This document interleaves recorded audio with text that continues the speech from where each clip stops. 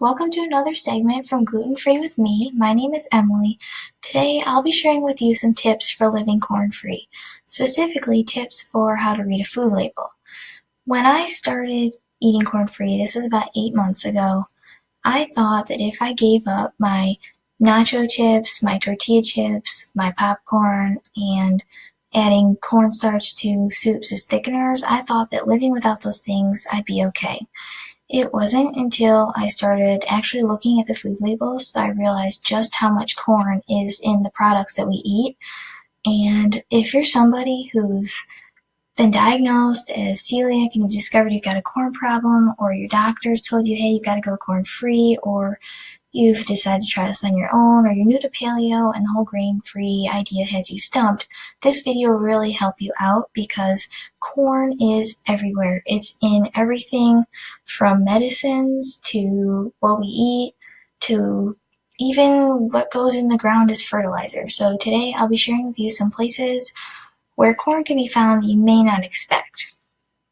For starters, I'll talk about some of the obvious ones. And I don't want to say obvious in the sense that this should be common knowledge, because it isn't. A lot of people actually don't know.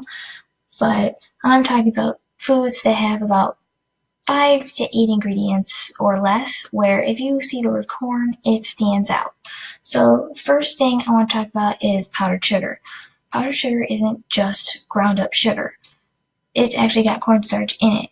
And the reason is because if you grind up sugar really fine, it will clump together and it will not be powdered. So you need something as a barrier to stop the sugar from clumping. So you put cornstarch in there.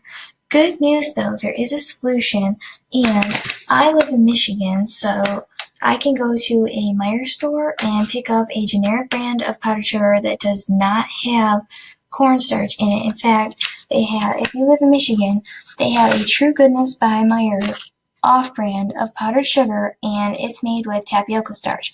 Other great thing about it is that it's USDA organic. So if you do not live in Michigan, you have a store, check out the powdered sugars. You may find an off-brand that doesn't have it, or just keep looking because they do have these, and I love this powdered sugar. I haven't had any trouble with it. Well, it isn't certified gluten-free, and it does say on the back here that it can be made in facility with wheat. I have not had any difficulties. I've been living gluten-free for about 3.5 years now, so please check this out if you are unsure.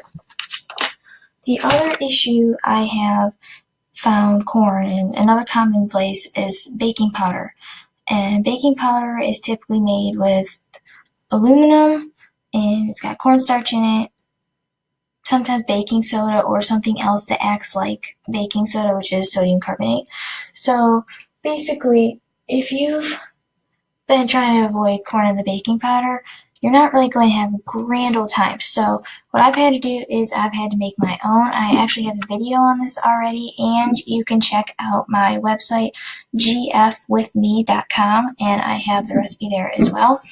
It's super easy to make. You just need some tapioca starch or potato starch, something like that, whichever works for whether or not you're just gluten-free or paleo, and you can make it with some baking soda and it's cream of tartar, and it works great. I've made tons of pancakes with it. Super awesome. So you definitely want to make your own baking powder, because I've scoured the shelves. It's hard enough to find aluminum-free baking powder, but if you're going corn-free, you are not going to have an easy time finding that. The cornstarch problem extends far beyond just baking powder and powdered sugar. In fact, if you look at your medications, you'll find things like cornstarch in there, and you can think, oh yeah, it says gluten-free. I'm going to give you an example. I have these off-brand Costco allergy tabs, and it says here on the back, I don't know if you can see this, I can, yes. It says gluten-free right here, but if you look at the first ingredient, there's cornstarch in there. And it's really unfortunate. I can't have most medications, so if you're having trouble finding corn-free medications, then you've got to make your own, or just find some way to live without and suffer through it, honestly. But you want to go to a compounder and have them make up a special formula just for you, which I'm going to have to do soon because I have allergies, and some days it's just not good. I am going to come back to this particular bottle shortly because there are corn byproducts that you also need to know about, but I'm just going through some of the areas where cornstarch can be found. I have some beef stew mix. It's gluten-free here. Typically on the back, you will see cornstarch in there. In fact, it is the third ingredient, heavy cornstarch. So you want to make sure that you check the back of the labels. This is why reading labels is really important, because you could just think, oh, it says gluten-free, surely it'll be corn-free. But see, McCormick here don't want to say anything bad about McCormick because this is really great stew mix. So if you don't have a corn problem, please give this a try. I liked this in the past. I'm just really bummed that I cannot have it anymore. But just think about it. You gotta read the label because there's cornstarch there too. Same thing can be said for some of your dip mixes, like this is a roasted garlic mix, and I thought I could have it, and it turns out on the back there is cornstarch in there, and it's really unfortunate because it looks really yummy. So cornstarch is everywhere. The other things you have to avoid are corn syrup, and corn syrup is a really tricky one because it can be hidden in a different name, and it's just all over the place. I ran into a problem just yesterday. I like pasta salad, and I like to use mayo, and unfortunately, mayonnaise has in a lot of cases, mayonnaise has corn syrup in there, and that's great. It tastes great in there, but it's not good for people who live corn-free. This is one of those times where you've got to really read the labels. I did finally find a paleo version. Unfortunately, it will not taste as good as your favorite mayo brand that we all know and love, but there are brands out there. You really have to look hard for mayo. It's super hard. And they can put cornstarch in there as well. Another important area that can have corn is the pasta. Unfortunately, because we eat gluten-free, you have to blend a lot of flours to get a product that works, and unfortunately, instead of using tapioca starch, which is a bit more expensive, manufacturers will use cornstarch, and that's why it's in everything we have, including your pasta. So it's really hard to find a corn-free pasta. I do have a few suggestions for you. We have found at home here this Paleo pasta. It's Ancient Harvest pasta. We also like to get the Banza brand. They have chickpea and lentil pastas. This happens to be a red lentil Paleo pasta, and it tastes really great. There are only 2 ingredients in there. You've got just red lentil flour and organic quinoa flour. So they do put some organic ingredients in there. Each serving has 25 grams of protein. When you're eating gluten-free, it's really important to find some good protein sources. It's good anyway, so if you are trying to find a great pasta brand, you would want to give something like a lentil flour or some other kind of bean or pea flour. I've tried a True Roots brand, and they have 100% organic pasta, and it's made with just lentil or pea flour. So if you're somebody who wants to be a total purist, you can't have quinoa or something like that, give that a shot. They are not paleo because beans and peas are not exactly considered paleo. The peas might be. It depends on what you consider paleo, but please check these out because they taste really good. It's nice to find a pasta that doesn't taste sad because we've come across them. I know you have. I have, and I know you have as well. The great thing about this one is it's non-GMO, so even though it's not completely organic, they put organic quinoa flour in there, and the whole product is non-GMO. Another issue I have found is with maple syrup. Maple syrup, if you're buying your Aunt Jemima or other store-bought brand, Aunt Jemima is the only name that came to mind. So you want to be careful for the corn syrup in that. A lot of times, the main brands of maple syrup will have corn syrup in there because it's cheaper and they can basically water it down, so to speak. Because maple syrup is expensive. If you are living corn-free, fear not, because you can still have maple syrup. You definitely want to make sure it is 100% maple syrup. So you want to look for something that says 100% pure maple syrup. this happens to be organic as well. I like buying organic just because you don't know what fertilizer they put on the trees. So check this out. You want to make sure that whatever brand you buy says 100% pure. If it doesn't say 100% pure, you got to check the label to make sure that you're going to be okay, because corn can sneak in there and get you. So this happens to be the True Goodness brand by Meyer again up here in Michigan. So if you do not live in Michigan, you want to find pure maple syrup. It's okay if you don't buy organic. I just think it's a good idea for myself, and that's what I've done.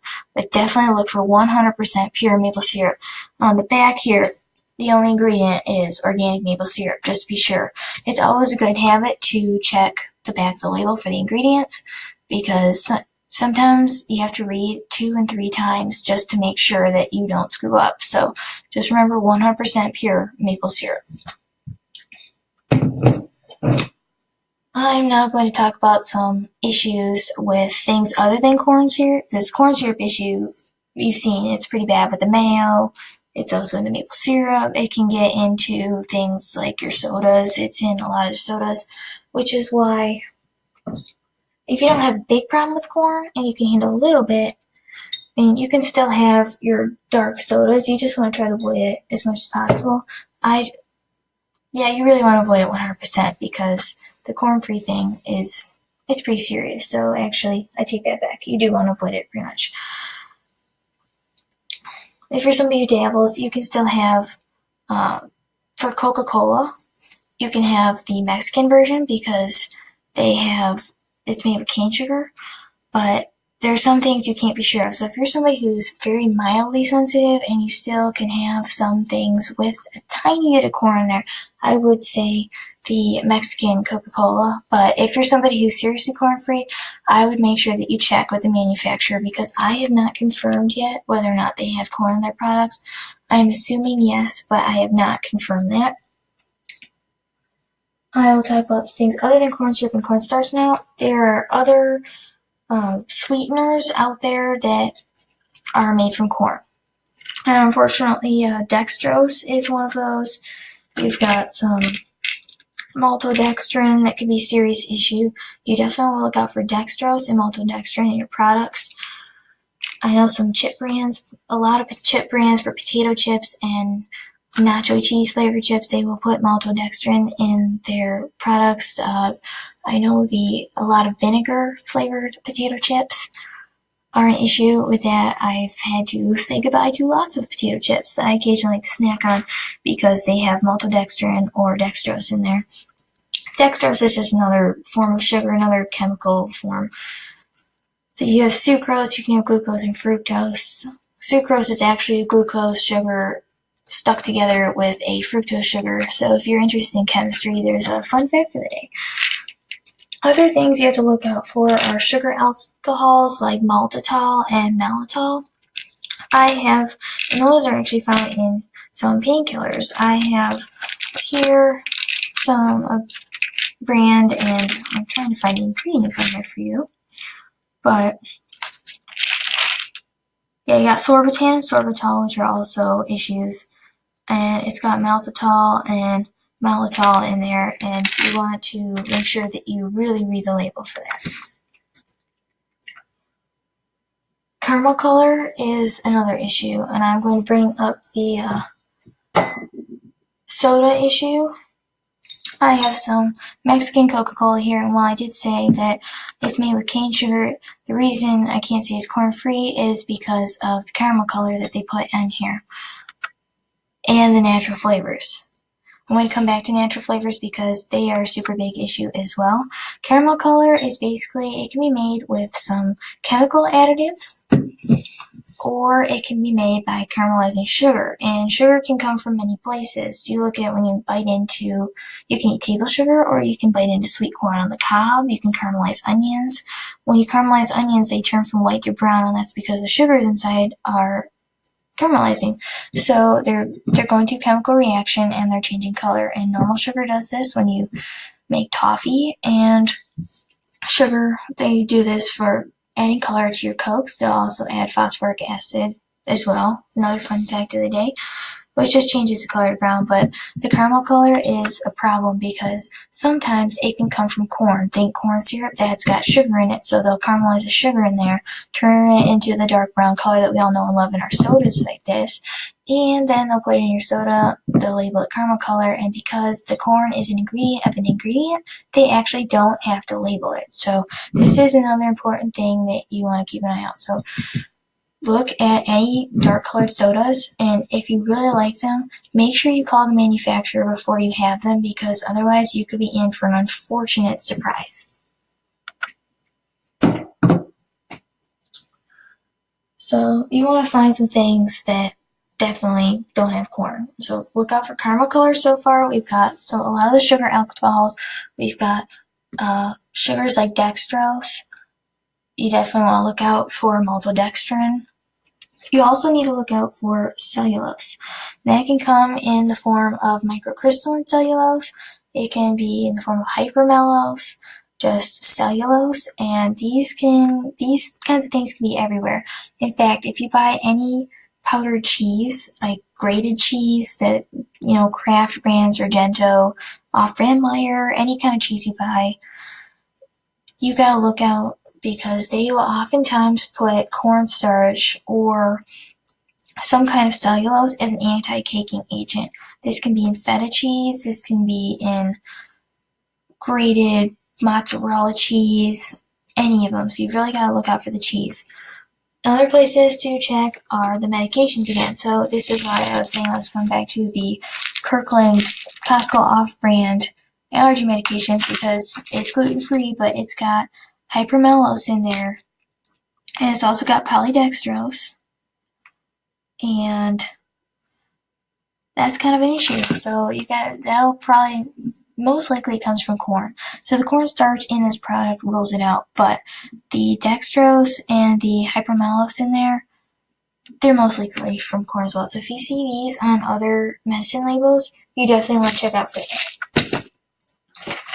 I have here some decongestant with me.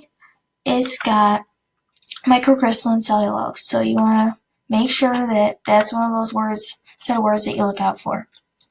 And don't be afraid of words that seem complicated or in any way. If you're not sure about the chemical makeup of something, don't be afraid to Google it. If you say, what the heck is, I don't know, something like carrageenan, that's often found in sweetened condensed milk and other products, don't be afraid to look this stuff up, because it can really make a difference.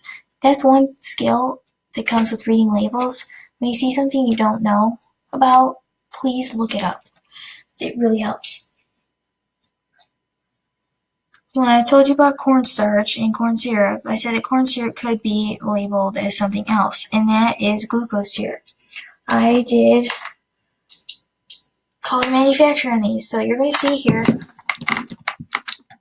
2 sets of vitamins, and they both come from Vitafusion.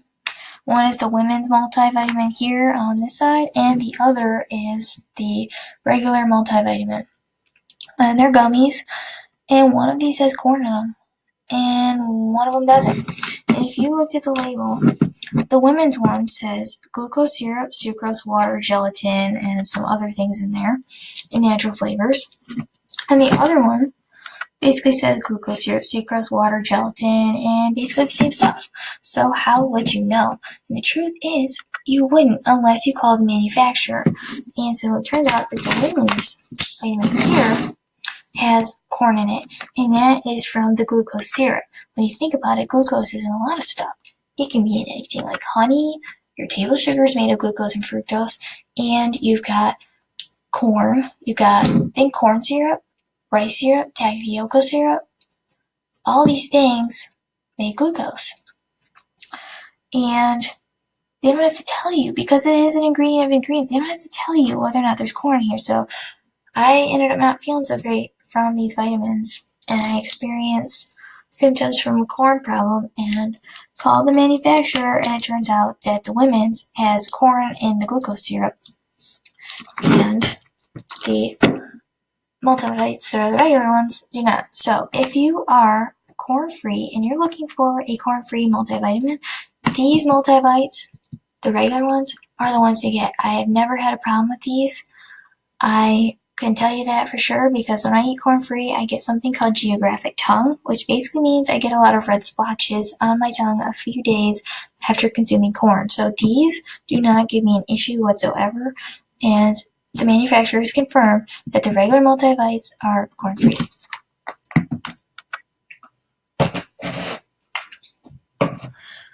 There's something else you need to look out for when you're eating corn-free, and that is vinegar. Vinegar is super duper important. In some cooking recipes, they'll mention rice vinegar. Now, rice vinegar is its own separate issue, and that's because vinegars not regulated, not made in the US, are not as regulated. And the rice vinegar can actually contain gluten, as in the real gluten, like barley malt, and that is a serious issue. So you want to make sure that you check on the rice vinegar. I had a terrible gluten reaction from consuming rice vinegar. So if you see paleo recipes that call for it, you can go out and get some, but you definitely want to check with the manufacturer on that. Another issue for corn specifically, though, is white vinegar. Now, distilled white vinegar in the United States is gluten-free. You don't have to worry about wheat, barley, or rye in there. Unfortunately, the way they get around that is they make the vinegar from corn. So you definitely need to call for any vinegars made in the United States, whether it be your off-brand, your Heinz, any of them. You do need to check for white distilled vinegar. Another important thing, that is your apple cider vinegar. I have Bragg's apple cider vinegar. This you do not need to worry about because there's no vinegar from corn in here.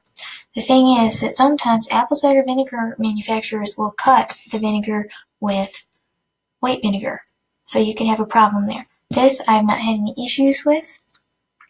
If you're really sensitive to corn, you may have a little bit of trouble with the apples, but check that. That's something you want to check out on your own, and don't give up on your apple cider vinegar until you absolutely have to, because I have found some pretty good benefits myself. I know I'm not a doctor, but I do like taking this every so often, and Bragg's is perfectly okay for that. So just don't give up on your vinegar until you're sure you have a problem with corn for apples, and I will get into that in a second because corn is, as I said before, everywhere. So Bragg's is good. Just check on the label for some of the other ones because they may cut it with white vinegar.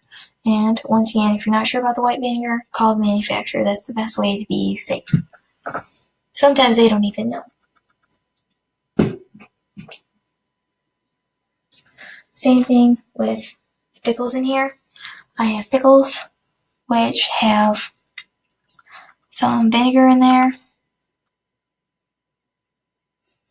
which I don't know about, so until I find out, I have to be sure.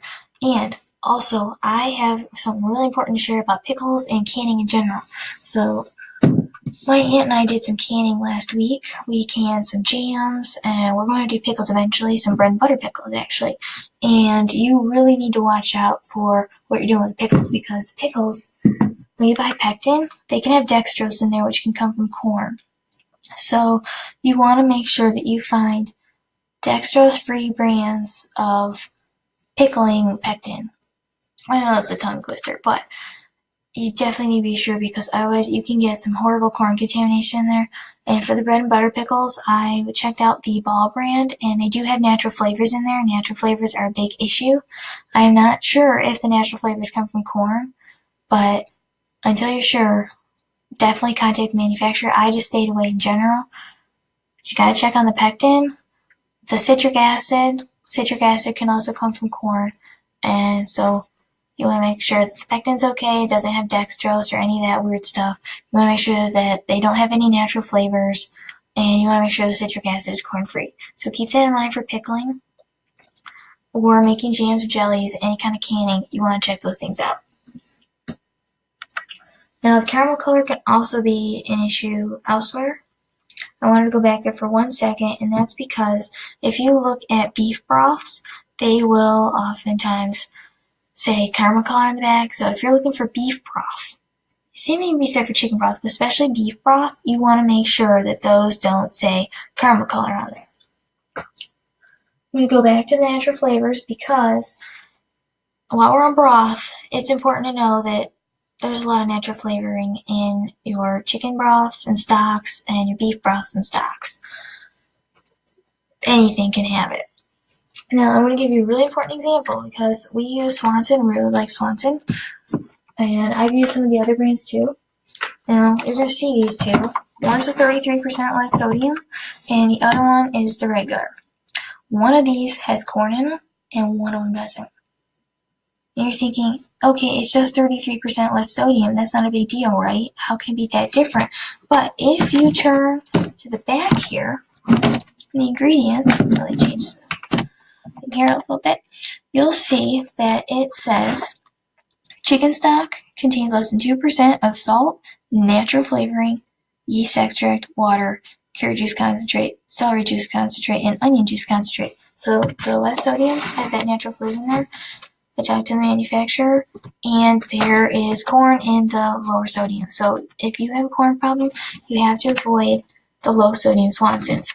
And you have to check anything that says natural flavor. It's everywhere. Even the Coca-Cola here that I'm looking at has natural flavor in it. Your pills can have natural flavor. My vitamins have natural flavor in them. Salad dressing can have natural flavor. You definitely want to look out for salad dressings. They can have caramel color, natural flavors in there. It can be everywhere. Same thing for maltodextrin and dextrose. But if you go back to the chicken broth here, if you look at the chicken broth that's not low sodium, even though they both say gluten-free, you'll see that it says chicken stock contains less than 2% of salt, carrots, cabbage, celery, onions, and parsley, and that's it. The great thing is this stock has no antibiotics. You can't buy the organic because the organic also has natural flavors, but you can buy this kind that says no antibiotics on it. Don't buy the low sodium. Don't buy the organic. Just get the regular cooking stock. That's chicken.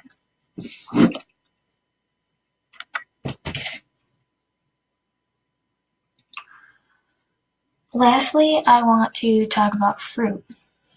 I know you're thinking, how could fruit be an issue? I mean, this is an apple.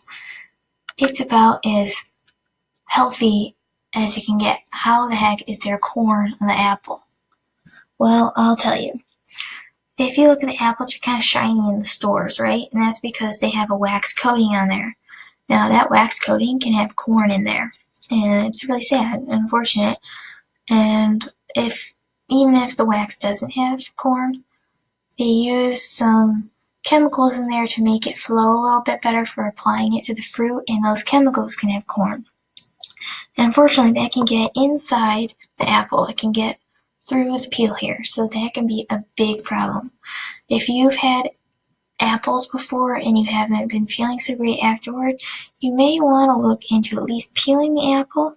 Some people do have problems with the peel. There's protein in there that can cause some issues, but you may also want to just peel it to make sure that there's a less chance of having corn problems. So you may be having a corn problem for this. Another issue, and the apple issue is actually going on with pears. It can happen with dates.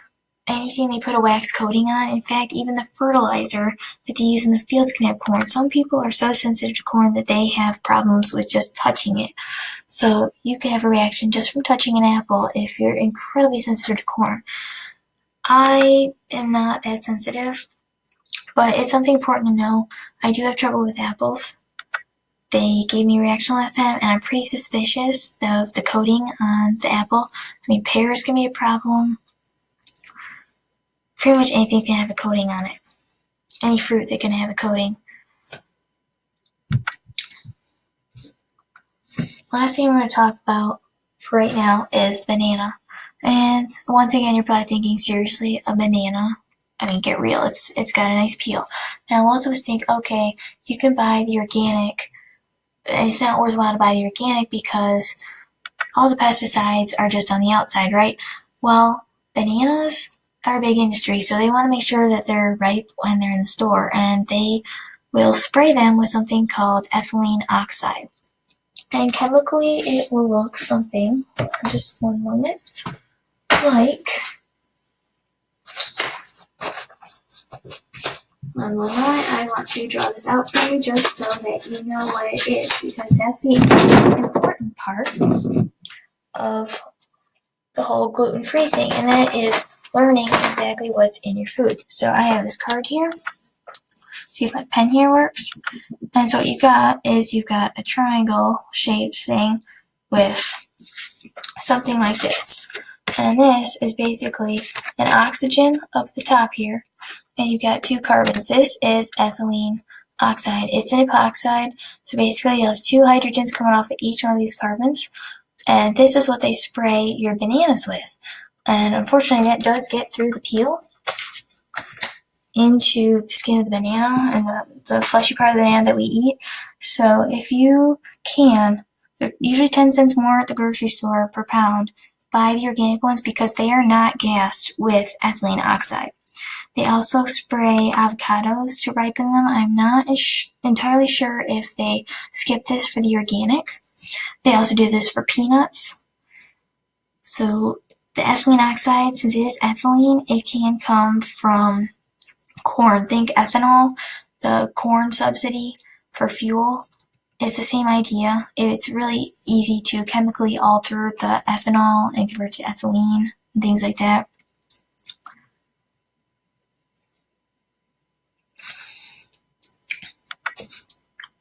Yeah, so you really want to be careful for all those things. You want to look out for natural flavors, our little epoxide friend, and you want to make sure you look out for caramel coloring, maltodextrin, dextrose, the sorbitol, the maltitol, those sugar alcohols. Keep an eye out for your chicken stocks because they can have all kinds of corn and caramel colors. Same thing for beef stocks. Check your medications. If you've noticed you're still having problems and you haven't really given much thought to your medications, give some thought to them now because most likely there is corn in there. One last thing I want to share with you actually is about food coloring. I like to frost my cookies in the winter time for Christmas, and I don't always like plain white frosting. I'm sure you don't either. And I went to the store and I got some Wilton frosting, and this can be said for any frosting, not just Wilton. You really want to read the label because it turns out there's corn syrup in those paste-like food colorings that you just scoop out a little bit of it and put it in your frosting. So you've really got to read the label on there. I have not figured out a solution to that. If you have, please post it in the comments below because I'd really appreciate it. I've heard that you can dehydrate carrots and things like that and that it doesn't really affect the taste. I'm kind of with them on that. Plus you can control what the ingredients are in your food coloring. The Wilton company has stated that all of their dyes are synthetic, so if you have artificial color issues, you definitely want to avoid their food colorings as well.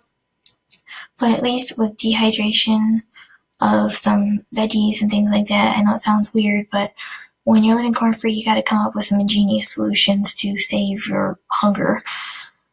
And that may be the way to go. So if you have done this or you have some other solution, please post it in the comments below. I'd really appreciate it. Well, I hope you enjoyed this video. I know it's a bit long, but there's a lot to talk about with corn. I do have more to share, which I will share in my next video. It will probably also be really long because it's for living corn-free and gluten-free and paleo as well. Some things, how to live on a budget, stuff like that. So I hope that you enjoyed this video. If you like what you see, please hit the subscribe button at the bottom of the page. And I look forward to making more videos. My website, Gluten Free with Me, is gfwithme.wordpress.com. Sorry about that. And I really look forward to doing this video. And I hope to see you next time. Bye.